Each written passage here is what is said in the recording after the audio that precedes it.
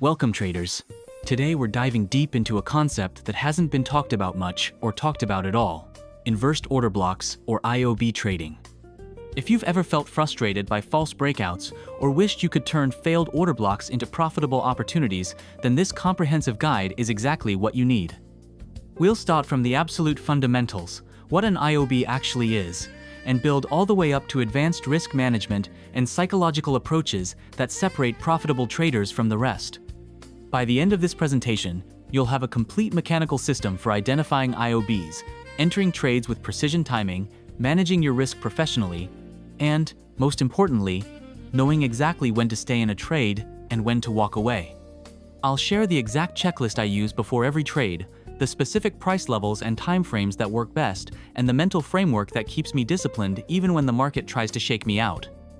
Before we can master inverse order blocks, we need to be crystal clear about what they are and how they differ from regular order blocks. Let me break this down in the simplest possible terms. First, let's quickly review regular order blocks. An order block is simply a zone where large institutional orders were placed, typically the last bearish candle before a bullish move, or the last bullish candle before a bearish move. These zones often act as support or resistance when price returns to them. Now, an inverse order block, or IOB, is what happens when that order block gets flipped from its original role. Here's the key: when price moves decisively through an order block and a full candle body closes on the opposite side, that order block inverts its role. Let me give you the precise mechanics. Say we have a bullish order block that's been acting as support. When price decisively breaks below it and a full candle body closes beneath the zone, that bullish order block is now inverted. It becomes resistance. But here's where it gets interesting. If price then rallies back up and a candle body closes above that same zone, the order block inverts again. It's now back to being support, but stronger than before. The same works in reverse. A bearish order block acting as resistance gets inverted when price breaks above it with a full body close. It then becomes support. If price later drops and a body closes below the zone, it inverts back to resistance. The critical difference between regular order blocks and inverse order blocks is this confirmation requirement. Regular order blocks work on first touch. Inverse order blocks require that decisive break and body close to flip their role. This extra confirmation often makes them more reliable. Why does this happen? Because when an order block gets breached, it triggers stops and creates new liquidity. When price returns to that level, there's often significant unfilled orders and renewed interest at these proven levels. The market has essentially tested and confirmed the importance of that price zone. Why is this IOB support often stronger than the original? Because the market has now tested this level in both directions. We've seen selling pressure fail, and we've seen buying pressure emerge. This creates what I call battle-tested support. Here are the non-negotiable requirements for a valid inversion. Must be a full candle body close, not just wicks or intraday moves. The close must be clearly beyond the order block zone, not just touching it. We need clean, decisive price action, not slow grinding or consolidation. And here's something crucial that many traders miss.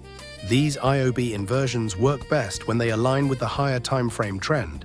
For example, if you're looking at 1-hour IOBs, check the 4-hour and daily trend. If you're analyzing 4-hour IOBs, respect the daily and weekly direction. Understanding these mechanics is essential, but knowing how to trade them systematically is what makes the difference. Successful IOB trading isn't about gut feelings or discretionary decisions. It's about following a mechanical system with precise rules. I'm going to give you the exact 7-step framework you can use for every single IOB trade. Write these down because consistency comes from discipline, not creativity. Rule number 1: identify the order block on a higher time frame or the same time frame you're trading. Don't try to trade 5-minute IOBs if you're a swing trader. Match your IOB time frame to your trading style. For example, you can use 4-hour and daily IOBs for swing trades, 1-hour IOBs for day trades. Rule 2, and this is absolutely non-negotiable: only take IOB entries that align with the trend of the same or higher time frame. This is your edge. Fighting the higher time frame trend, even with a perfect IOB setup, is a recipe for losses. If the daily trend is bearish, I'm only looking for IOB short opportunities. If it's bullish, only IOB long opportunities. Rule 3. Wait for inversion confirmation. A full candle body must close beyond the order block zone on the opposite side. I cannot stress this enough. Patience here separates profitable traders from gamblers. Wait for that decisive close. Rule 4. Entry timing. You have two mechanical options. Option A. Enter on the next candle open after the confirming body close. Option B. Wait for a retest of the order block zone, aka a breaker block entry, and enter on the bounce. I personally prefer option A because it works well in strong trending markets where retests may not occur. Rule 5. Stop loss placement. Place your stop just below the IOB zone for longs, just above for shorts. And if you want, add a buffer. You can use either a fixed 10-20 pip buffer or an ATR-based buffer. Try not to always place stops exactly at the zone boundaries. Rule 6. Profit targets. You have three mechanical options. Structural levels, previous highs and lows, key support, chart resistance. Prior significant highs or lows from recent price action. Fixed risk multiples, 1R, 2R, 3R, based on your stop distance. I typically aim for 1.2 or 1.3 risk-reward ratios maximum. Rule 7. Know your invalidation. If price closes back inside the order block zone with a strong opposite candle, your setup is invalid. Cut the trade immediately. No hoping, no maybe it will work out. Mechanical exit. Here are some additional mechanical guidelines. Avoid news events that could cause erratic price action. Don't trade IOBs during major market overlaps unless you're experienced. Never risk more than 1% of your account on a single IOB trade. Keep detailed records of every setup for continuous improvement. And remember, these rules work together as a system. You can't cherry-pick. If the higher time frame trend doesn't align, wait. If you don't get a clean body close, wait. If the risk-reward isn't favorable, wait. Patience and discipline with these mechanical rules is what creates consistent profitability. Now, having these rules is one thing, but having a systematic checklist to ensure you follow them every time is what separates professionals from amateurs. Professional pilots use checklists for every flight, even with thousands of hours of experience. Professional traders should do the same. This pre-trade checklist has saved me from countless bad trades and helped me catch setups I might have otherwise missed. Never skip this process. First item, OB identified and drawn. This seems obvious, but you'd be surprised how many traders enter trades with poorly defined zones. I want you to clearly mark the high and low of your order block on the chart. Use a rectangle tool, highlight it, make it obvious. If you can't clearly define where the order block starts and ends, don't trade it. Second, higher time frame trend favorable. Pull up that daily chart, check the weekly if you're swing trading. Is the overall trend supporting your intended direction? If you're looking for IOB longs, but the daily trend is clearly bearish, stop right there. This isn't the trade for you. Third, confirming body close beyond OB. Did you get that decisive candle body close that inverts the order block? Not a wick, not a close right at the edge, a clear, unambiguous body close beyond the zone. If you're questioning whether it qualifies, it probably doesn't. Fourth, entry method selected. Are you entering on the next candle open or waiting for a retest? Make this decision before you're in the heat of the moment. Have a plan and stick to it. Fifth, stop set with buffer. Where exactly will your stop loss be placed? Don't eyeball this. Calculate the exact level including your buffer. If the resulting risk is too large for your position size rules, either wait for a better entry or skip the trade entirely. Sixth, position size computed. Based on your stop loss distance and 1% risk rule, what's your exact position size? Calculate this down to the decimal. Never guess at position sizing. This is where accounts get blown up. Seventh, profit targets defined. Where will you take partial profits? Where's your final target? What's your risk to reward ratio? If you can't get at least 1.2, strongly consider waiting for a better setup. Eighth and final, market context checked. Are there any major news events coming up? Is this during a low liquidity session? Are there any other technical factors that could interfere with your trade? Check the economic calendar, check market hours, check for overlapping support or resistance levels. Here's how I actually implement this. I have this checklist saved as a template in my trading journal software. Before every trade, I literally go through each item and type yes or no. If I get any no answers, I don't take the trade. It's that simple. I know this might seem excessive when you're watching a great setup develop in real time. But this checklist process takes maybe 2 to 3 minutes, and it will save you from weeks or months of drawdown from bad trades. The market will always give you another opportunity. Your capital won't always recover from poor decisions. The market loves to test our resolve with edge cases and tricky situations. The difference between consistently profitable traders and those who struggle is knowing how to handle these gray areas. Let me walk you through the most important clarifications that will keep you out of trouble. First and most important, only candle body closes count for IOB inversions, never wicks. I see this mistake constantly.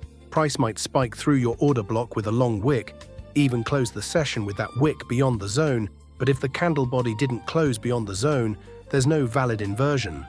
Why? Because wicks represent temporary liquidity hunting or stop raids.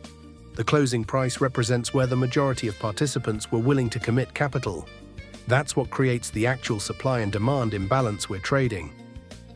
Second clarification, small closes beyond the order block are technically valid, but larger body closes are significantly stronger signals.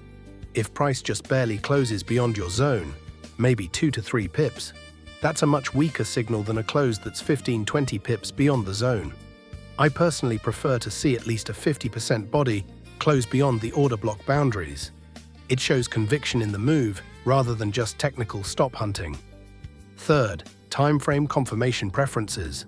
While you can use any time frame for confirmation, I strongly prefer using the same time frame as the order block or one time frame lower. For example, if I'm trading a 4-hour order block, I want to see the inversion confirmed by either a 4-hour candle close or at minimum a 1-hour candle close. Fourth major consideration, watch for liquidity grabs near order block zones. Smart money often runs stops just beyond key levels before reversing. You might see price spike through your IOB zone, grab liquidity, and then quickly reverse. This is why I always wait for the candle to actually close before considering an inversion confirmed. That spike might just be stop hunting, not a genuine break of the level. Fifth and crucial point, avoid trading IOBs in consolidation zones. When price is chopping sideways in a range, order block inversions lose much of their predictive power. The supply and demand imbalances aren't as clear, and you'll get more false signals. I only trade IOB setups when there's a clear trending structure on the higher time frame. Consolidation periods are for patience, not trading. A few additional nuances to keep in mind. Multiple retests can weaken an order block's effectiveness. After 2 to 3 strong reactions from the same zone, start looking for fresher levels. Weekend gaps can create false IOB signals. Be cautious of inversions that occur purely due to Sunday gap openings. During major news events, price action can be erratic enough to trigger false inversions. Here's how I handle these edge cases practically. When in doubt, I err on the side of caution. If I'm questioning whether a close is strong enough, whether the time frame is appropriate, or whether we're in consolidation, I simply wait for the next setup. The market always provides new opportunities. Here's a truth that took me years to fully understand.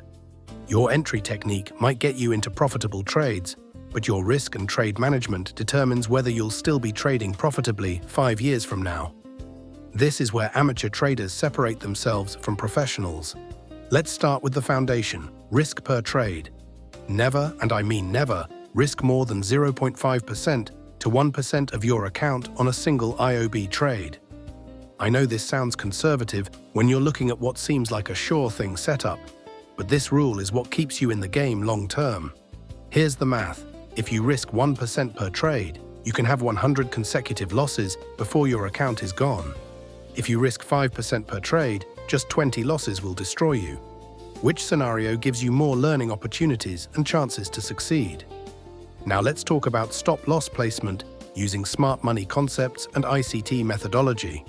This is where precision really matters, and it's based on liquidity logic and order block structure. The standard approach. For long trades, place your stop loss below the order block low. For short trades, place it above the order block high. Why? This protects you against wicks that might grab liquidity inside the order block before the actual reversal occurs. Think about it. Smart money often runs these levels to collect liquidity before making their real move. By placing your stop beyond the entire order block structure, you're giving the trade room to breathe while still maintaining defined risk. Here's a more advanced technique for refined setups. Draw the 50% level. That's the exact midpoint of your order block range. Place your stop loss just beyond this midpoint when you're confident in the setup quality and the higher time frame trend is crystal clear. This approach significantly tightens your risk-to-reward ratio. Instead of risking the full order block height, you're only risking half of it.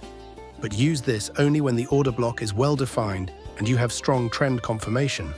For those who prefer mechanical consistency, especially when order blocks vary significantly in size, use a small fixed buffer. Typically, you can use 5 to 15 pips on major currency pairs, placed just beyond the order block boundary.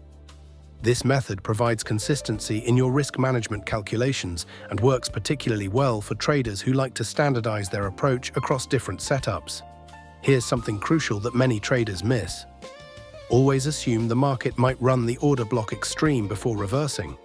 This isn't pessimism, it's realism based on how institutional players operate. If you're working with higher time frame order blocks, try giving price more space to wick deeper. Don't place your stop too tight on a daily order block just because you want better risk-reward. Respect the time frame you're trading. Let me give you a practical framework you can use.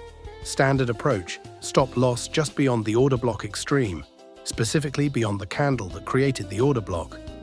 Refined approach: if price has shown precision in respecting the order block and your trend analysis is rock solid, refine to the 50% level plus a small buffer.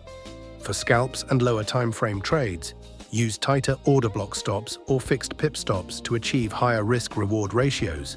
For swing trades and higher time frame order blocks, give more room, use the full order block structure or even structure-based stops at significant support shock resistance levels. Here's a systematic partial profit approach. You can take 50% of my position at 1R. That's 1 times my risk. So if I risked $100, I close half the position when I'm up $100. At this point, I would move my stop loss to break even on the remaining position. This ensures the trade can't end up as a loss, while still giving me upside potential on the remaining 50%. Let me walk you through exact position sizing with these stop methods. Say you have a $10,000 account. You're risking 1%, 100, and using the full order block method gives you a 40 pip stop. Calculation: $100 risk, 40 pips, $2.50 per pip. For USD, $2.50 per pip, 25,000 units or 0.25 lots. If you use the 50% order block method and your stop is only 20 pips, $100 risk, 20 pips, $5 per pip, 50,000 units or 0.5 lots. Notice how the refined stop method allows for larger position size with the same dollar risk. That's the power of precision.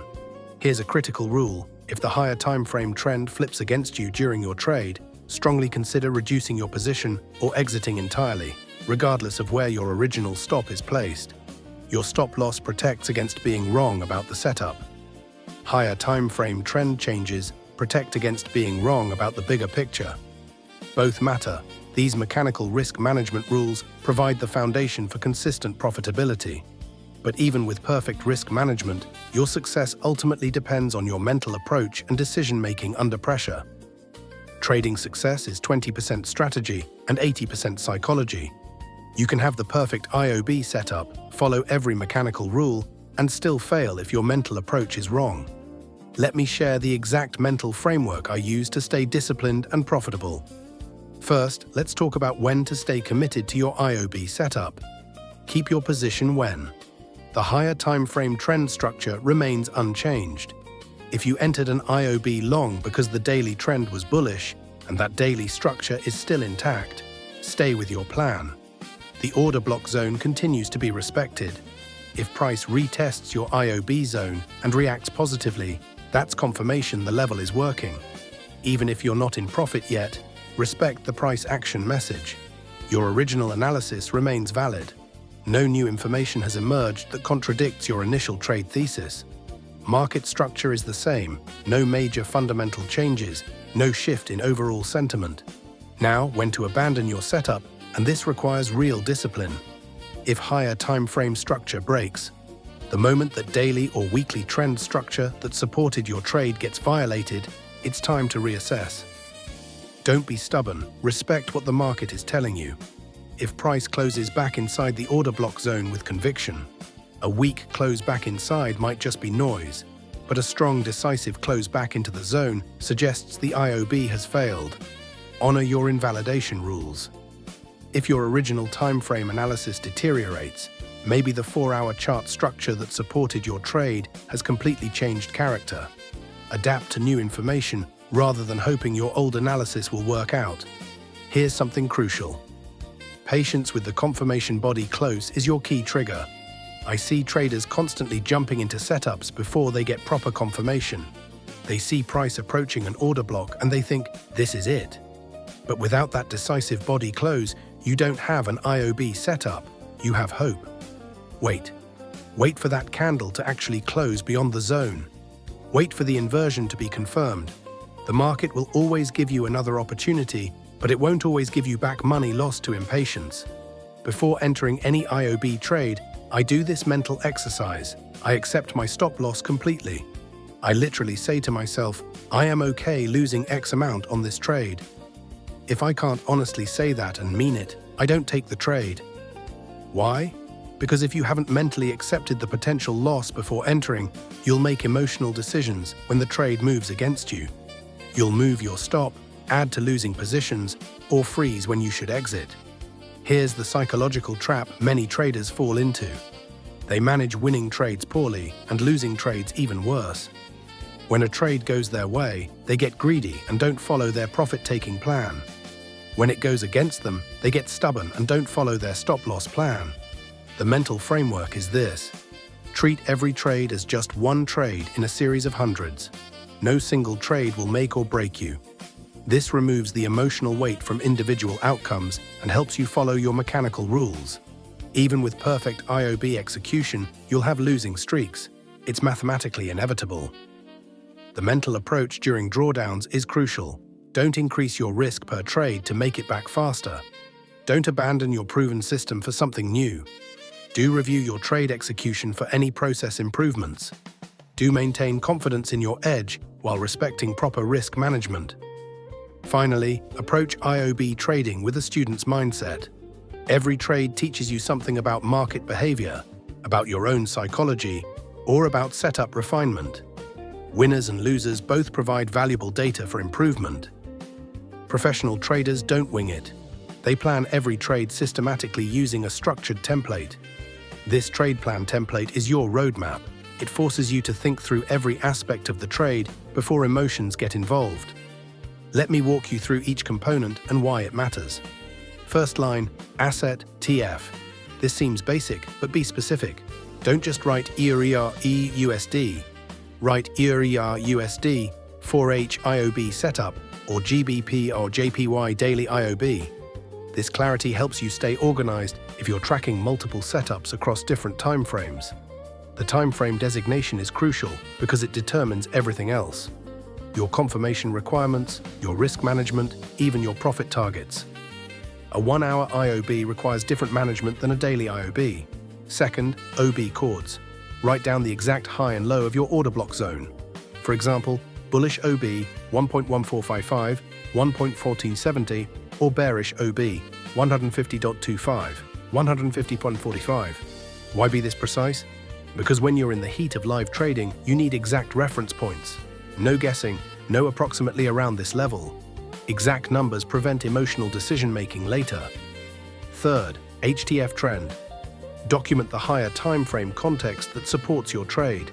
Write something like daily uptrend intact, higher lows pattern, above 200 MA, or weekly downtrend, lower highs sequence, below key resistance. This isn't just for your records, it's your reminder of why this trade aligns with the bigger picture. If this context changes while you're in the trade, you'll know to reassess. Fourth, confirmation candle.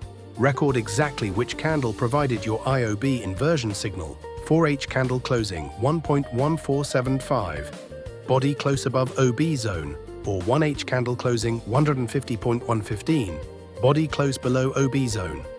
This documentation helps you analyze setup quality later and refine your confirmation criteria over time. Fifth, entry type and price. Are you entering on next candle open or waiting for retest? What's your exact entry price? Market entry next 4H open, or limit order at 1.1460 on retest, or entered market at 1.1468. Being specific about entry methodology helps you evaluate which approach works better for your trading style. Sixth, stop loss. Write your exact stop level including buffer. Calculate your risk in both pips and dollar amount. This prevents you from taking trades with unfavorable risk profiles. Seventh, targets. List all your profit-taking levels. Having predetermined targets prevents the common mistake of holding winners too long or closing them too early. Eighth, position size. Your exact lot size or unit size based on your risk calculation. 0.15 lots, risking 1% of account, $150 risk on 50 pip stop. This ensures you never accidentally over-leverage or underutilize favorable setups. Ninth and final, notes invalidation conditions. This is your catch-all for anything else important. Watch for ECB announcement Thursday. Invalidated if price closes back inside OB zone. Monitor daily MA for trend continuation. Keep this template in a simple text file or trading journal app. It takes 3 to 4 minutes to complete before each trade. This will save you from countless bad decisions and help you optimize your approach over time. Here's the real power of this template. It creates accountability. When you document your reasoning before entering, you can't later fool yourself about why you took the trade or whether you followed your plan. We've covered a tremendous amount of ground in this presentation. Let me distill everything into the 4 essential concepts that will determine your success with IOB trading. These aren't just theoretical points. These are the practical realities that separate profitable IOB traders from those who struggle. First, and most fundamental, master the role reversal concept. IOBs flip supply and demand zones to create precision entry opportunities after decisive price moves. The power isn't just in identifying these zones, it's in understanding that the market has essentially tested these levels in both directions. When you see that clean body close beyond an order block followed by the inversion back to its original role, you're seeing institutional level supply and demand imbalances play out in real time. This is why IOB zones often provide such precise entry points with favorable risk-reward ratios. Second, strict mechanical rules aren't suggestions, they're your edge. Every single rule we covered serves a purpose. The trend filter keeps you aligned with institutional flow. The confirmation criteria prevent you from entering on noise. The entry and exit rules manage your risk-reward profile. I've seen countless traders learn IOB concepts perfectly, then lose money because they start making exceptions. This setup looks so good, I'll take it even though the higher time frame trend isn't aligned. Don't be that trader. Your edge comes from consistent application of the complete system. Third, risk management isn't something you do after you learn to trade. It is trading. Limiting risk to 0.5 down 1% per trade, using proper stop placement, taking partial profits at predefined levels. These practices determine your long-term survival and profitability. Here's what experience has taught me. A mediocre trading system with excellent risk management will outperform an excellent trading system with poor risk management every single time. Master the risk management first, refine the entries second. Fourth, and perhaps most important, develop the patience to wait for complete confirmation and the psychology to mentally accept your stop loss before every single trade. The market rewards patience and punishes impatience consistently. Every time you're tempted to enter before getting that decisive body close, remember that the next perfect setup is always around the corner. Every time you're tempted to move your stop loss, remember that capital preservation is more important than being right on any individual trade. Here's my final recommendation. Always use the trade plan template and complete the pre-trade checklist before entering any IOB setup. Make these processes non-negotiable habits. They might seem tedious at first, but they become automatic with practice, and they'll save you from more bad trades than you can imagine. And please, backtest extensively on historical charts before trading live capital with the IOB strategy. Paper trading and backtesting aren't just for beginners. They're how professionals refine their edge and build confidence in their systems. Use tools like TradingView's replay feature or Forex tester to practice identifying IOB setups, applying the rules, and managing trades. The more you practice the mechanical aspects in a risk-free environment, the better you'll execute under live market pressure. IOB trading isn't a get-rich-quick scheme. It's a professional methodology that requires study, practice, and discipline. But for traders who commit to mastering these concepts systematically, it provides a reliable edge in markets that often seem random and unpredictable. Take these concepts, start with small position sizes, keep detailed records, and focus on process over profits. If you execute these principles consistently, the profits will follow naturally. Alright, so now for some examples. So I want you guys to also keep in mind, you guys can trade any way that you want with inverted order blocks. And I'm not making the claim that I'm the one who started this idea or this concept. All I'm saying is that inverted order blocks is a thing and you guys should definitely use them. So we are here on NAS 100, right? And as you can see, the trend on the 15-minute time frame is actually bullish, right? Now you can trade with whatever time frame you want, however you want to trade with it. It's up to you guys.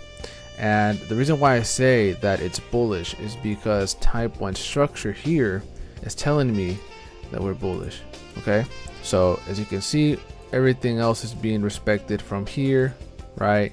That area is being respected. Let me actually highlight this real fast. Okay, yeah, all right. And this area right here is also being respected. And then what did price do? Price came down, swept this liquidity that was right here. Okay, so price comes down, sweeps that liquidity, and as you can see, it's also reacting from this order block here, or at least that was the goal. And then we also mark up the fair value gap that it was trying to reach here.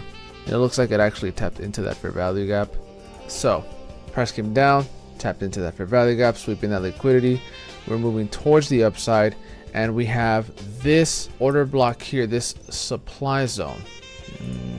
So this was supposed to be a supply zone, right?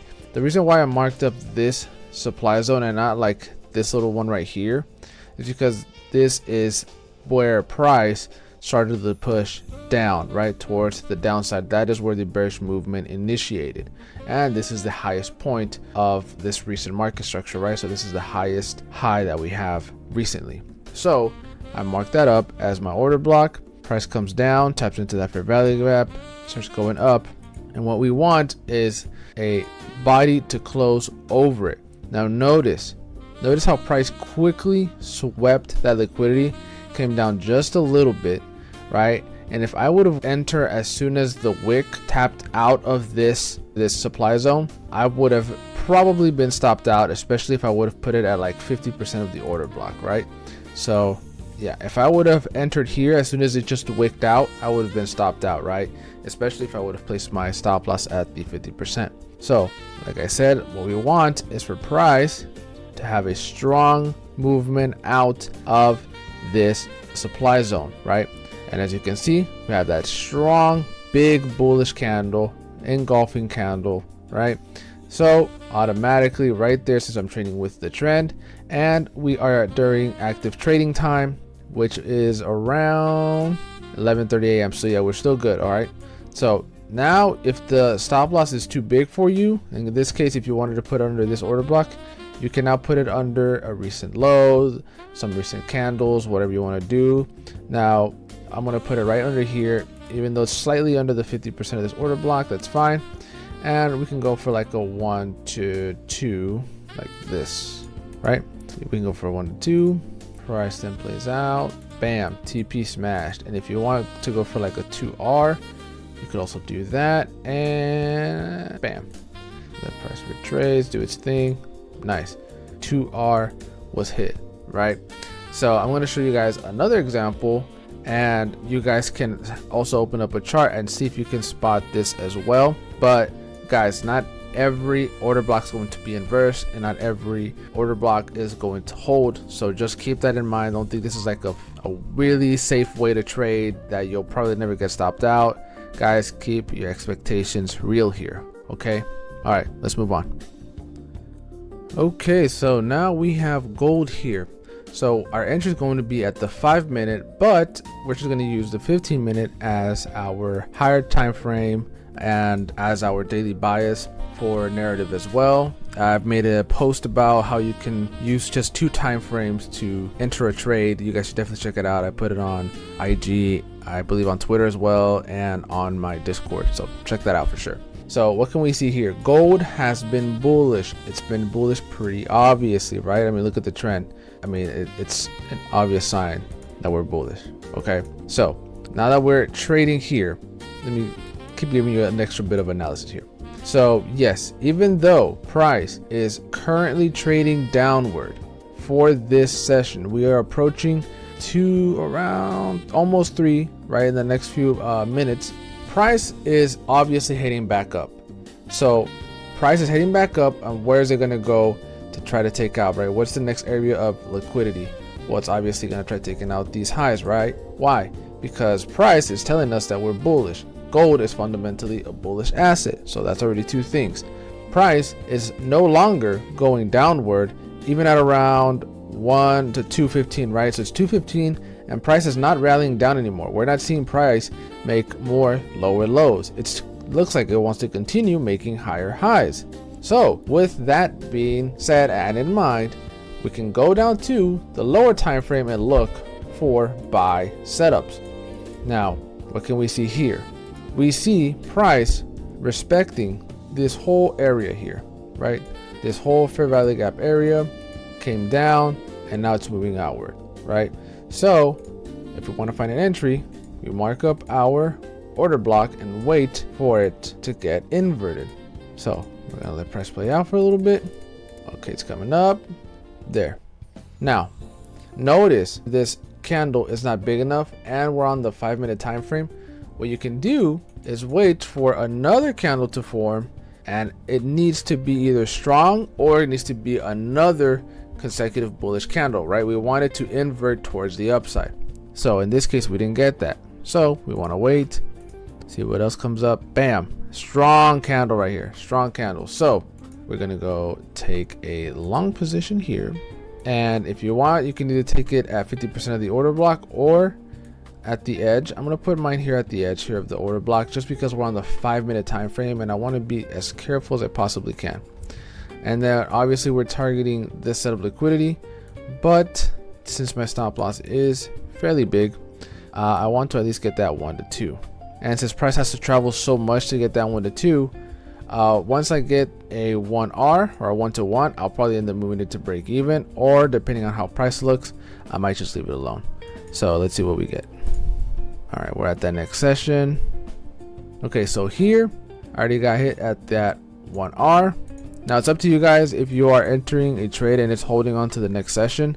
I would actually recommend to not hold this trade, especially if we're already starting that new session, right? Because price can consolidate and temporarily reverse, or it could try retesting this order block again. So it's up to you guys. But to show you how powerful these order blocks are and how powerful it is when you're trading with the trend, you guys could still go for, let's say, a 1.5, or you know what, let's get even riskier here. We could go for a 2R. Okay, so we let price do its thing. You know what, I'm gonna skip up to it. Okay, so notice how price did exactly what I told you guys would do. It could retest this order block, right? Which it did, came down, retested it, and then we moved up. The reason why you don't want to constantly wait for breaker blocks to be retested, but in this case it's the same, like inverted order blocks are the same thing as breaker blocks, except you're entering off of that close of the candle as soon as the order block gets inverted, right? But with breaker blocks, the reason why you don't like waiting for retest is because 1, it takes too long, and 2, there is a chance that it'll probably end up breaking through and you would have already missed the move. So what I mean is this: imagine this, guys, imagine if you're waiting for price to retest a breaker block, right? Well, let's just say price would have actually retested it, came up, and then started moving down, right?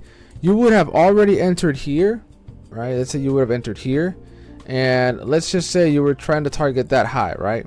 Well, not only would price have missed you, like price would not have tapped your take profit, but you would have been so close, and price would have ended up inverting, right? Taking you out. When if you would have just entered on the inverted move, which is right here, price even just set at like a 1-to-1 right here. Even if I would have set it at like a 1-to-1, I still would have at least gotten something, right? I still would have been able to have gotten a little something else. Or even if you just wanted to have put it like on the your stop loss on the middle part of the order block, right? That still would have been a really good risk to reward ratio, right? But that is why I prefer entering as soon as the order block gets inverted. If price is strong enough to break through an area of supply or an area of demand, price should be strong enough to continue that move for a good bit, whether it's to actually shift the trend in the other direction or to at least temporarily seek some liquidity before moving down, right? I don't want to wait for liquidity to get taken out and then wait for the order block to get retested to finally enter into the trade, right? That's already too dangerous. In this very particular case, I want to be a little bit aggressive, enter as soon as the order block gets inverted, and then target that liquidity. And as you can see, that is exactly what we got, and we didn't get stopped out. Here, this would have been more risky, right? This would have been a little bit more risky because again, you're waiting and hoping that price is only retesting the breaker block and it's not going to actually go back down and stop you out. Okay, so that is it, guys. That's all that I have for you for these particular examples. If you guys want to see other types of examples, different ways you compare them, just let me know. And if you have any questions on it, leave your questions in the comment section or join the Discord. I'm going to do whatever I can to answer you guys.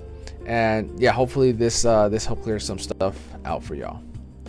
Thanks so much for watching today's video. I really appreciate you taking the time to tune in. If you enjoyed it, make sure to follow me across all platforms so you don't miss future content. Down in the description, you'll find links to the brokers I personally use, some backtesting software I recommend, and of course, our free Discord community where you can connect and learn alongside other traders. I'll leave you with this video's verse. Be still and know that I am God. Psalm 46:10. Peace is found not in striving, but in trusting God's sovereignty. And as always, remember, strive for progress, not perfection. I'll see you all in the next one. God bless.